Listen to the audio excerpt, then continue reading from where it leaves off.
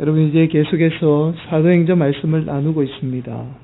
지난 시간에 이어서 말씀을 계속 나누겠는데요.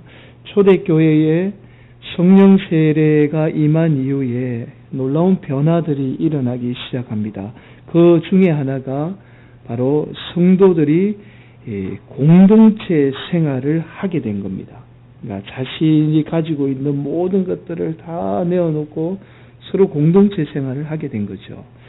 자, 오늘 본문을 보면서 우리가 초대교회 성도들의 공동체 생활을 보면서 자꾸만 의문을 가지게 되죠. 그것은 과연 오늘날 우리가 이러한 공동체 생활을 우리가 그대로 말씀대로 지킬 수 있고 할 수 있는가라는 의문입니다. 여러분 어떻게 생각하십니까? 자, 우리가 성령 세례를 받고 오늘 말씀 그대로 우리가 공동체 생활을 할 수 있다라고 생각을 하십니까? 아니면 불가능하다라고 생각을 하십니까? 자, 여러분 오늘 본문을 한번 자세히 살펴보시기 바랍니다. 믿는 사람들이 함께 모여서 함께 생활을 한 거예요. 자, 그리고 서로 물건을 통용하고 서로 나누어 주며 사용했다는 거예요. 통용하면 내 거, 네 거 상관없이 서로 마음대로 썼다라는 거예요. 자, 그리고 재산과 소유를 팔아서 각 사람의 필요에 따라 나누어 준 겁니다. 여러분이 돈이 필요하면 내가 재산을 팔아서 여러분 필요한 돈으로 나누어 준 거예요. 자, 여러분 이렇게 할 수 있습니까? 네, 더 기가 막힌 이야기가 나와요. 지금부터 나옵니다. 자, 일도 하지 않고 날마다 성전에 모이고 그것도 부족해서 또 집집마다 모여서 어떻게 해요? 예수님의 말씀에 가르침을 받고 말씀을 함께 나누는 겁니다. 여러분이 이 말씀을 들으면서 연상되는 게 있지 않으세요? 혹시 머리에 떠오르는 거 있지 않습니까? 바로 이단들의 모습이죠.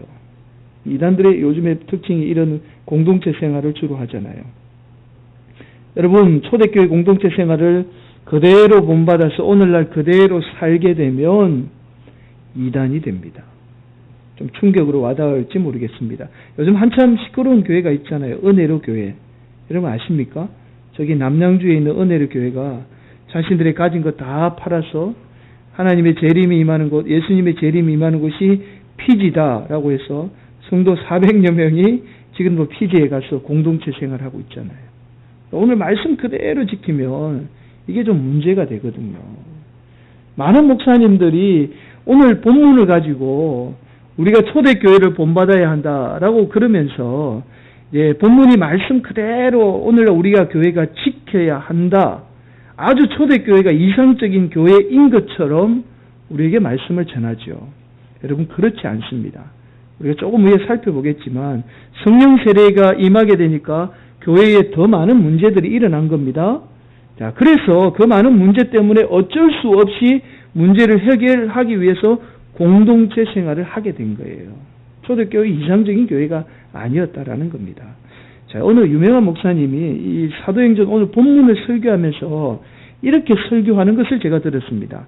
믿으면 할 수 있다는 거예요. 믿으면 우리가 초대교회처럼 그렇게 공동체 생활을 할 수 있다는 거예요. 근데 우리가 믿음이 없기 때문에 오늘날 우리가 그렇게 하지 못한다라는 말씀을 들은 적이 있습니다. 제가 이 목사님에게 딱 한 가지만, 한마디만 하고 싶습니다. 그러면 목사님부터 한번 그렇게 해보십시오 라고 한번 제가 그 말씀을 드리고 싶습니다. 목사님도 할 수 없잖아요. 교인들이 목사님 저 돈 필요합니다. 돈 주세요. 그럼 목사가 다 그거 교인들 필요에 따라 자기 재산 다 팔아가지고 나눠줄 수 있나요? 목사님이 먼저 자기 먼저 배 채우는 목사님이 대부분인데 그게 불가능한 거죠. 여러분 자신들도 하지 못하는 일을 오늘날 많은 목사들이 성도들에게 강요하는 것밖에는 안 됩니다. 자, 성경에서 우리가 시대적인 상황을 고려하지 않고 문자적으로 그대로 해석하면 아주 많은 어려운 부분의 말씀들이 있습니다. 그 중에 오늘 본문이 바로 그 말씀이에요. 시대적인 상황을 고려하지 않고 이 초대교회에 왜 이런 일들이 일어났는지를 그 이유를 모르는 채 문자 그대로 본문 말씀을 지키려고 하면 오늘날 많은 문제들이 일어나게 되는 거죠. 여러분 결론부터 말씀드리면 우리가 이 말씀을 그대로 지킬 수 없습니다. 오늘 이 시대는요. 그렇다면 우리가 중요한 것은 오늘 본문을 통해서 하나님이 우리에게 주는 메시지가 무엇인가? 그것이 중요한 거죠. 자, 여러분 오늘 본문 초대교회에 성도들의 공동체 생활을 하기 위해서는 이해하기 위해서는 이 시대적인 상황을 반드시 이해해야 됩니다. 자, 시대적인 상황을 먼저 좀 살펴보도록 하겠습니다. 여러분 오순절 마가다락방의 성령 세례가 120여 명에게 임하게 되죠. 그리고 베드로의 설교를 통해서 마음에 찔려서 회개하고 세례를 받은 성도가 지난 시간에 몇 명이라고요? 몇 명이라고요? 3,000명. 기억하시죠? 예, 기억 안 하시는 게 좋습니다. 이제 오늘 제가 다시 상기시켜 드리니까 3,000명이 되었다라고 이야기해요. 그런데 사도행전 4장 4절에 가면 이렇게 말씀합니다. 말씀 한번 볼까요? 말씀을 들은 사람 중에 믿는 자가 많으니 남자의 수가 약 5,000이나 되었더라. 남자의 수가 5,000명이니까 그러면 대략 아이들 또 뭐 여자들 아내 이렇게 합치면 약 2만 명이 되었다라고 이야기를 합니다. 자, 그러면 지난 시간에 3,000명과 2만 명은 엄청난 숫자이죠. 자, 중요한 문제가 여기서 나옵니다. 그 2만 3,000명 중에 다 예루살렘에 거주하던 주민이 아니었다라는 거예요. 자, 2만 3,000명이라는 숫자 중에는요, 당시에 예루살렘에 유월절을 보내기 위해서 타지에 있는 유대인들이 방문을 했죠. 유월절을 보내고 언제까지? 오순절을 보내는 거예요. 그 오순절 마가다락방의 사건을 체험한 사람이 이방인의 유대인들 중에 2만 3천 명이 어떻게 해요? 포함이 되어 있었던 거예요. 그리고는 그들이 베드로의 설교를 듣고 어떻게 해요? 예수를 믿게 된 거죠. 그리고는 그들이 예수님의 말씀을 사모하여 본국으로 자기 집으로 돌아가지 않고 어떻게 해요? 계속해서 예루살렘에 눌러 앉아서 예수님의 말씀의 가르침을 배우게 된 겁니다. 2만 3천 명 중에 꽤 많은 수의 사람들이 자신들이 살고 있던 곳으로 돌아가지 않고 예루살렘에 머물면서 제자들과 집집마다 모여서 예수님의 말씀을 나누게 된 거죠. 그렇다 보니 예루살렘 주민들이야 어떻게 해요? 자신들의 집이 있으니까 먹고 자는 문제가 별 문제 없었을 겁니다. 그런데 타지에서 온 유대인들은 먹고 자는 문제가 굉장한 문제가 된 거예요. 자, 그래서 그 많은 사람들을 어떻게 해요? 집집마다 나누어서 함께 공동체 생활을 하게 된 거예요. 자, 오늘 본문 말씀 46절 한번 보실까요? 자, 46절. 집에서 떡을 떼며 기쁨과 순전한 마음으로 음식을 먹고, 그렇게 집집마다 사람들을 모아놓고 대접하며 그렇게 생활하게 된 겁니다. 그리고 안식일이 되면 어떻게 해요? 성전에 모여서 다시금 흩어져 있던 성도들이 성전에 모여서 예배 드리다가 또 월요일만 되면 또 집집마다 또 흩어져서 그렇게 모여서 예수님의 가르침을 받고 먹고 함께 공동체 생활을 한 겁니다. 여러분, 이 기간이 얼마나 될까요? 역사학자들은 이 기간이 무려 8년 동안 지속되었다라고 이야기합니다. 하루 이틀, 한 달, 두 달 문제가 아니라 무려 8년 동안 이렇게 하나님께서 그들을 훈련시킨 거예요. 자, 그들을 훈련시킨 이유가 있죠. 자, 8년 후에 스데반 집사의 순교로 인해서 초대교회에 본격적으로 핍박이 임합니다. 그 핍박이 임했을 때에 그 이방인 유대인들이 어떻게 해요? 핍박을 피해서 어디로 돌아갔을까요? 자기가 살던 곳으로 다시 돌아가게 돼요. 그리고 그들이 8년 동안 하나님의 말씀의 가르침을 받은 상태에서 본국으로 돌아가서 예수 그리스도의 복음을 전하게 된 거예요. 자, 이것이 바로 오늘 본문을 이해하기 위해서 반드시 우리가 짚고 넘어가야 될 시대적인 상황입니다. 이렇다 보니 반드시 유대인들이 공동체 생활을 어떻게 해야만 했어요. 그리고 말씀을 함께 나누었던 이방인 유대인들에게 대해서 그들에 대해서 어떻게 어쩔 수 없이 필요한 물건을 나누어 주었습니다. 통용할 수밖에 없는 상황이 전개가 된 거예요. 초대교회가 문제가 없었던 그런 이상적인 교회가 아니라 오히려 성령 세례를 통해서 문제가 일어나게 되고 그 문제를 어떻게 서로 협력해서 도와주면서 그 문제를 해결한 교회의 모습을 발견하게 되는 거죠. 자, 그렇다면, 자, 오늘 본문이 우리에게 주는 메시지가 무엇인가? 크게 세 가지로 우리가 정의 내릴 수 있습니다. 첫 번째가 바로 성도들 간에 두려움을 가졌다라는 거예요.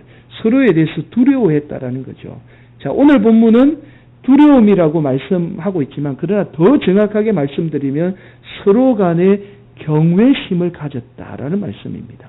자, 43절 한번 볼까요? 자, 43절 우리 함께 봉독합니다. 시작.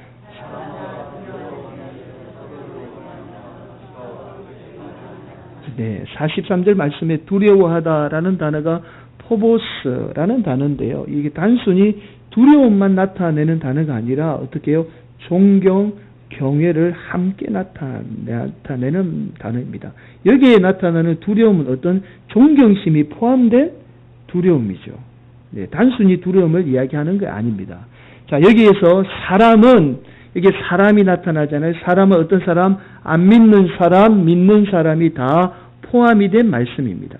여러분, 제자들 뿐만 아니라 당시에 많은 사람들 가운데 성령 세례가 부어지고 그 사람들로 인해서 어떤 기사와 표적이 나타나게 되니까 예수님을 믿는 사람이건 안 믿는 사람이 어떻게 할 것 없이 서로에 대해서 두려워한 거예요. 저 사람에게 하나님의 역사가 나타나고 기적과 표적이 나타나니까 놀라고 경외하고, 아, 저분 하나님이 역사하시는 분이구나 라고 생각하니까 어떻게 해요? 함부로 대할 수 없게 된 거죠. 자, 여러분, 이런 일이 왜 일어났을까요? 제자들이나 성도들이 이전에는 성령님의 역사를 경험하지 못했지요. 그런데 성령님의 역사를 통해서 예수 믿는 사람 속에 어떻게 해요? 성령님의 역사를 보게 된 거예요. 그래서 날마다 서로 두려워하고 경외하게 된 겁니다. 다른 성도들 속에 성령님이 계신다라는 것, 성령님을 통해서 하나님이 역사하신다라는 사실을 깨닫게 되니까 자동적으로 그들 마음 가운데 경외심이 생기게 된 거예요. 그래서 다른 성도 섬기는 것이 누구 섬기는 거요? 그 속에 역사하는 성령님 섬기는 것이고, 또 그 성령님 섬기는 것이 곧 하나님 섬기는 일이라는 사실을 깨닫게 된 거예요. 그래서 서로 가진 것 어떻게 해요? 물건을 함께 통용하고 함께 그들을 위해 섬기는 것이 누구를 섬기는 건요? 하나님을 섬기는 일이 되었던 거예요. 그래서 그들이 서로 물건을 아까워하지 않고 자신의 것을 기꺼이 다른 사람을 위해서 섬기게 된 거죠. 여러분, 우리가 가진 것을 내 것이라고 생각하면 절대로 다른 사람 돕지 못합니다. 내 것이라고 생각하면 아까워서 못 도와요. 저도 마찬가지고요. 그러나 여러분, 정확하게 말씀드리면 내가 가진 것 내 것이 아니고 하나님 것이라고 생각하면, 하나님 다 주신 것이라고 생각하면 기꺼이 다른 사람 돕게 돼요. 왜냐하면 하나님 것, 하나님 섬기는 일이 되는 것이니까 결국은 하나님 돈으로 하나님 섬기는 일이 되는 거예요. 그래서 자신이 가진 돈이 아깝지 않고 다른 성도 기꺼이 도울 수 있는 거예요. 초대교회가 바로 이런 역사가 일어나게 된 거죠. 자, 우리 가운데도 좀 이런 모습들이 있었으면 좋겠습니다. 내 돈이라고 생각하면 여러분 아무것도 못해요. 그러나 하나님 주신 거니까, 하나님 것이니까 기꺼이 내가 당연히 헌금하겠습니다. 또 헌금할 수도 있고, 또 내가 가진 것, 또 다른 성도들도 도울 수 있는 그런 마음 주시옵소서라고 고백하는 성도들이 되시기를 예수님의 이름으로 간절히 축원을 드립니다. 여러분, 이런 거예요. 마치 이런 겁니다. 비유로 좀 드리면 부부지간에도 여러분 다 똑같은 돈이잖아요. 부부지간에 다 똑같은 돈이거든요. 그러나 이 어떤 물건을 살 때 보면 서로 계산을 안 하려고 해요. 서로 계산을. 그렇지 않으세요?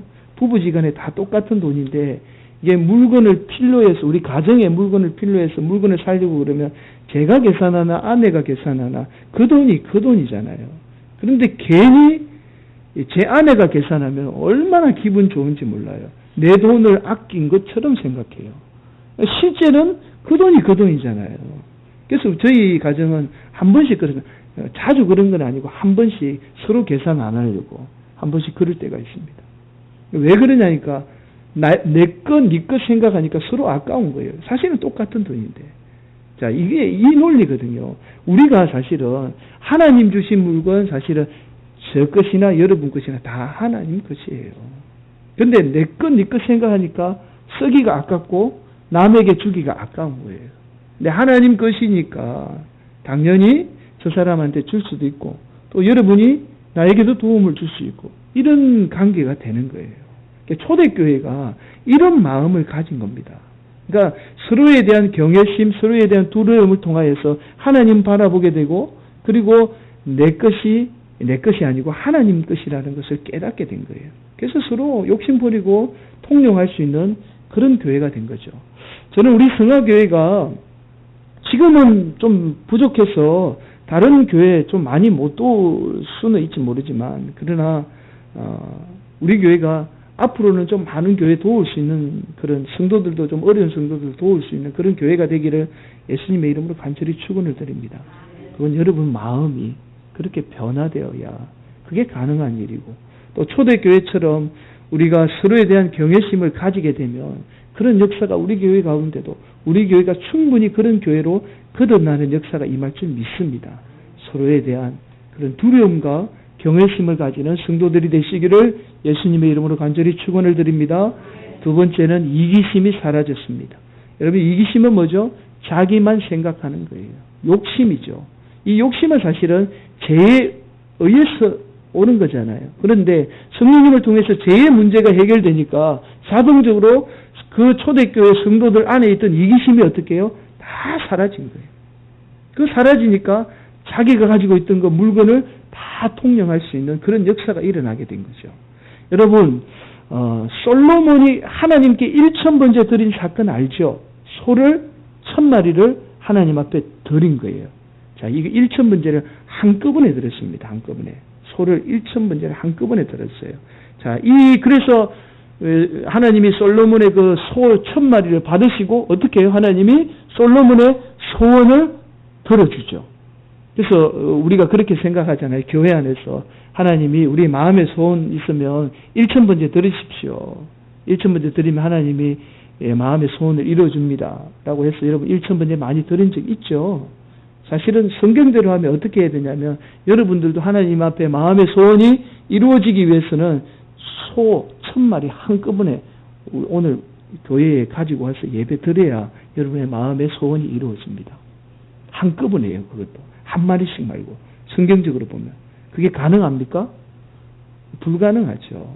여러분 이 솔로몬의 1000번째를 해석을 할 때에 이처럼 하나님 앞에 어떤 물질을 들어서 그 물질을 통해서 우리가 마음의 소원이 이루어진다라는 것은 다른 종교가 다 말하는 그런 샤머니즘적인 그런 행위에 불과해요. 여러분 솔로몬의 1000번째가 우리에게 주는 교훈은 그 교훈이 아니에요. 여러분 번제가 뭐죠? 번제가 태워서 드리는 거예요. 자신의 죄, 자신의 모든 것을 태워서 드리는 제사가 번제거든요. 그러니까 하나님이 여기에서 1000번제는 1000번이라도 자기 자신을 예배 앞에 나와서 죽이는 걸 말해요. 하나님 앞에 예배함으로 우리 자신이 번제의 제물이 되어서 하나님 말씀 앞에 자신의 욕심, 이기심, 심지어 자신의 생각마저도 날마다 죽이며 예배 드리는 것, 그 하나님이 그 예배를 기뻐 받으시는 예배라는 말씀이에요. 이것이 바로 솔로몬의 1000번제가 우리에게 주는 교훈이죠. 이 바로 솔로몬이 1000번제가 우리의 날마다 그 하나님의 예배함으로 통하여서 말씀 앞에 내 고집, 내 이기심, 내 죄들이 다 태워지고 그 하나님의 말씀대로 사는 인생이 어떤 인생이요? 지혜로운 인생이 된다라는 그 말씀을 주는 교훈이 바로 솔로몬의 1000번제의 사건이에요. 로마서 8장 5절 6절 말씀, 육신을 따르는 자는 육신의 일을, 영을 따르는 자는 영의 일을 생각하느니 육신의 생각은 사망이요 영의 생각은 생명과 평안이니라. 여러분 이기심과 같은 육신의 생각은 반드시 어떻게 해요? 사망에 이르게 돼요. 자기만 생각하는 이기심은 자기뿐만 아니라 어떻게 해요? 공동체를 파괴시켜요. 그래서 자신만을 생각하는 이기심을 우리가 반드시 버려야 하죠. 자, 8장 5절 6절 한 번 더 살펴보시기 바랍니다. 영을 따르는 자는 영의 일을 생각하나니 육신의 생각은 사망이요 영의 생각은 생명과 평안이니라. 초대교회 성도들 가운데 성령님이 역사하게 되자 육신의 이기심이 다 사라지고 영의 생각을 하게 된 겁니다. 영적인 생각을 하게 된 거예요. 그래서 성령님이 주시는 생각으로 산 거예요. 그래서 그들 가운데 생명과 평안이 임하게 된 거예요. 성령님이 임하게 되니까 이기심이 사라지고 내 상황, 내 처지 상관없이 어떻게 해요? 남 도와주는 인생 된 거예요. 이것이 복된 인생이죠. 잘 살아서 도와주나요? 그게 아니잖아요. 내가 어떠한 상황과 처지에 있더라도 남 도와주는 인생, 그런 인생이 복 있는 인생이죠. 성령님이 그런 인생으로 바꾸어 주셨다라는 거예요. 우리 성도들 이런 복된 인생 되기를 예수님의 이름으로 간절히 축원을 드립니다. 오늘 본문 말씀 46절 한번 보세요. 날마다 마음을 같이하여 우리가 어떻게 날마다 한 마음이 되겠습니까? 바로 자신의 이기심, 자신의 생각들이 성령님을 통하여서 태워지고 예배를 통하여서 살라지고 없어질 때에 가능한 일이죠. 사랑하는 성도 여러분, 자신만 생각하는 이기심 반드시 버려야 됩니다. 특히 교회 안에서는요, 나보다 다른 성도 먼저 생각해야 돼요. 그런 성도 복 받습니다. 여러분, 교회 먼저 생각하시고 하나님 먼저 생각하는 귀한 성도들 되시기를 예수님의 이름으로 간절히 축원을 드립니다.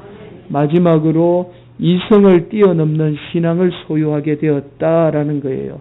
여러분, 당시에는 여러분들도 잘 아시다시피 헬라 철학이 지배하던 시대였습니다.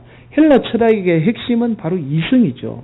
자, 이성이라는 것은 철저하게 눈으로 보여지고 우리가 인식되어지고 만져지고 경험되는 것만 믿는 것이 헬라 철학입니다. 자, 오늘날 우리가 사는 이 세상도요, 바로 이 헬라 철학의 영향을 받았습니다. 여러분, 오늘 학교 교육이 어디에서 출발해요? 여러분, 헬라 철학이 어디에서 출발해요? 헬라 철학, 그 헬라 철학이 로마를 영향을 미치고 로마가 세상을 지배하면서 지금도 사실은 로마 그 헬라 철학의 지배 안에 우리가 서 있는 거예요. 세상은. 학교 교육은 뭐죠? 과학 뭐 이런 것들이 뭡니까? 여러분 어떻게 해요? 실험하고 검증되어지고 경험되어지는 것만 사실로 믿잖아요. 그래서 이성이 중요한 거예요. 헬라 철학이 이성을 강조하죠. 여러분 놀랍게도 이 헬라 철학의 영향을 받은 사람들이 그 당시에 모든 사람들이었어요. 로마에 지배하는 사람, 유대인들이었습니다. 심지어는요, 나중에 이런 일이 일어나요. 헬라인들에게 예수님의 부활이 증거되니까 예수님의 부활에 몸의 부활은 믿지 않고 눈으로 볼 수 없으니까 믿지 않고 어떤 부활만 믿냐면 예수님의 영혼만 부활됐다고 믿어요. 이게 헬라 철학의 영향이죠. 자, 여러분 성령 세례를 통해서 제자들이 신비한 체험, 말할 수 없는 신비한 체험과 기사와 표적을 경험한 초대교회 성도들이 더 이상 우리가 이성의 지배만 받는 사람들이 아니라 보이지 않는 하나님이 존재하고 하나님이 역사하는 것을 깨닫게 된 거죠. 그래서 그들이 가졌던 이성의 지배를 벗어나서 더 이상 이성의 지배를 받지 않는 하나님의 지배를 받는 보이지 않는 하나님의 지배를 받는 신앙인이 된 거예요. 그래서 자신들의 눈에 보여지는 것만으로 판단하고 사고하는 인생이 아니라 눈으로 보여지지 않는 하나님을 위해 사는 인생이 된 거예요. 목숨 내걸고 하나님을 위해 사는 인생이 된 겁니다. 철저하게 보이지 않는 하나님을 신앙하며 살게 되었던 것이죠. 여러분 초대교회 성도들이 철저하게 보여지는 이성에 의해서 판단하는 사람이었다면 절대로 자신의 재산 팔아서 남을 위해서 도와주는 이런 꿈에도 생각하지 못했을 겁니다. 보이지 않는 하나님을 바라볼 수 있고 그 영원한 세계를 꿈꾸었기 때문에 지금 자신들이 살고 있는 이 세계가 영원하지 않음을 알았기 때문에 그 영원한 세계를 향해서 기꺼이 자신들의 가진 것을 다른 사람들, 다른 성도들을 위해서 내어놓을 수 있는 인생이 되었던 것입니다. 사랑하는 성도 여러분, 우리는 더 이상 이성의 지배를 받는 인생이 아닙니다. 그래서 보이는 것에 연연해 사는 인생이 되지 말아야 합니다. 우리는 보이지 않는 하나님을 믿는 사람입니다. 그런 이성을 초월하는 신앙인이 되셔야 합니다. 여러분이 가진 것, 여러분의 인생이 영원할 것 같지만 절대로 영원하지 못합니다. 영원하지 못하다라는 말은요, 여러분이 가지고 있는 것, 삶, 물질, 여러분 것이 아니라는 거예요. 이것이 바로 이성을 초월하는 신앙인의 모습입니다. 내 것이라고 생각하니까 나누어주기 힘든 거잖아요. 그러나 영원하지 않는 하나님을, 영원하신 하나님을 바라보게 되면 내 삶도 내가 가진 것도 내 것이 아니고 다 하나님 것. 그래서 기꺼이 하나님 앞에 드려지게 되는 거죠. 자, 우리가 잘 아는 말씀 고린도후서 4장 18절 말씀입니다. 우리가 주목하는 것은 보이는 것이 아니요 보이지 않는 것이니 보이는 것은 잠깐이요 보이지 않는 것은 영원함이라. 아멘. 그 영원함을 위해 사는 복된 성도들이 되시기를 간절히 축원드립니다. 그 영원함을 위해서 기꺼이 나누어 줄 수 있는 귀한 성도들이 되시기를 예수님의 이름으로 간절히 축원을 드립니다. 제가 한국교회에 처음에 성령 세례를 통해서 이 초대교회와 비슷한 일들이 일어났습니다. 그 일들을 기록한 책이 감신대 이덕규 교수님이 쓰신 한국교회 처음 이야기라는 책이 나옵니다. 여러분, 강화읍교회, 지금의 강화읍교회인데 지금은 이제 강화중앙교회로 이름을 바꾸었습니다. 1900년 초에 일어났던 사건인데 강화중앙교회에 가부교인 김씨가 있었습니다.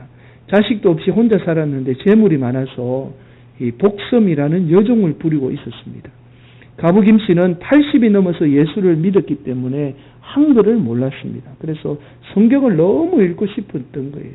그래서 성경을 깨우치고 그 늦은 나이에 이제 성경을 읽기 시작했는데 마태복음 18장 18절의 말씀을 읽게 된 겁니다. 마태복음 18장 18절에 어떤 말씀이냐면 진실로 너희에게 이르노니 무엇이든지 너희가 땅에서 매면 하늘에서도 매일 것이요 무엇이든지 땅에서 풀면 하늘에서도 풀리리라 라는 말씀입니다. 이 말씀을 읽고는 김씨 부인이 땅에 매인 것으로 자신이 부리는 이 몸종이 복섬이라는 몸종이 있는데 이 복섬이 땅에 자신이 메고 있는 것이라고 생각을 한 겁니다. 그래서 이 김씨 부인이 주일날 집으로 오전에 예배를 드리고 나서 집으로 교인들을 다 초청을 한 겁니다. 그리고는 이 가정 예배를 드린 후에 이 복섬이를 방 안으로 불러드리거든요. 교인들을 향해서 이렇게 말을 했다는 거예요. 성경 말씀을 보니 우리 주인은 하늘에 계시고 우리는 다 같은 형제라 어찌 내가 하나님 앞에서 주인 노릇 할 수 있겠소. 또 내가 복섬이를 몸종으로 부리는 것이 땅에서 매이는 것인저 그리고서는 어찌 내가 하나님의 복을 받겠소. 그렇게 말을 하고는요. 김씨 부인이 문갑에서 이 복섬이 종이라는 종의 노비 문서를 꺼내고는요. 교인들을 보는 앞에서 그 자리에서 노비 문서를 불살라 버렸다라는 겁니다. 그러면서 복섬아 지금 이제부터는 너는 내 종이 아니다. 너는 자유의 몸이 되었으니 내 집을 나가도 좋다라는 말을 했다는 거예요. 자, 그러자 이 말을 듣고 있던 복섬이가 놀라서 이 김씨 부인에게 매달린 겁니다. 마님 그럴 수 없습니다. 제발 나가라고 하지 말아주세요. 여러분 노비가 평생 그렇게 빌어먹다가 한순간에 나가면 어떻게 될까? 살 길이 막막하잖아요. 그러니까 복섬이가 제발 살려만 달라는 식으로 이 김씨 부인에게 매달린 거예요. 자, 이 모습을 지켜보고 있던 이 전도사님이 그 교회 전도사님이 강화중앙교회의 전도사님이 김씨 부인에게 이렇게 조언을 했다는 거예요. 복섬이를 내쫓지 마시고 우리 주님이 우리를 양자, 자녀 삼아 주셨으니까 차라리 복섬이를 양녀로 삼는 것이 어떻습니까? 라고 아주 정중하게 조언을 했다는 거예요. 이 전도사님의 조언을 듣고는 김씨 부인이 복섬이를 양녀로 받아들였다라는 겁니다. 그리고는 이 복섬이는 김씨 부인을 마치 친어머니처럼 지극정성으로 모시고 또 김씨 부인은 복섬이를 친자녀처럼 그렇게 사랑했다라는 거예요. 그런데 이 소문이 어떻게 자동적으로 이 강화도 지역에 소문이 다 퍼지게 된 거예요. 그리고는 이 강화도 지역에 이 소문을 들은 수많은 사람들이 복음을 듣기 이전에 저런 역사면 나도 예수 한번 믿어봐야 되겠다 라고 소문을 듣고 이 강화 중앙교회에 많은 성도들이 몰려오게 됐다는 거예요. 그 역사가 수백 명에게 일어났다는 겁니다. 사랑하는 성도 여러분, 우리 교회가 숫자만 넣는다라고 해서 절대로 부흥이 아닙니다. 진정한 부흥은 저와 여러분 한 사람 한 사람이 성령의 놀라운 역사를 통해서 철저하게 하나님 앞에 변화되는 것, 그것이 진정한 부흥입니다. 그런 교회가 하나님이 역사합니다. 그런 교회가 이 시대에 하나님 앞에 쓰임받는 교회 될 줄 믿습니다. 오늘도 우리가 초대교회 성도들의 신앙을 본받아 성도들 가운데에 서로 두려움과 경외심을 가지는 성도들이 되시기를 간절히 바랍니다. 또한 나만 생각하는 이기심을 반드시 버려야 됩니다. 교회 공동체 먼저 생각하는 성도들 되시기를 간절히 바랍니다. 그리고 세상에 보여지는 것에 연연해 하지 마시고, 때로는 나에게 힘듦이 오고 나에게 어려움이 올지라도 그 보여지는 문제에만 연연하는 인생이 아니라 그 어려움과 힘듦을 통해서 나를 훈련시키고 나를 빚어가실 그 영원한 하나님을 바라보는 성도들이 되시기를 간절히 축원을 드립니다. 그래서 이 어려움 이겨내시고 여러분 인생 복된 인생 되시기를 예수님의 이름으로 간절히 축원을 드립니다.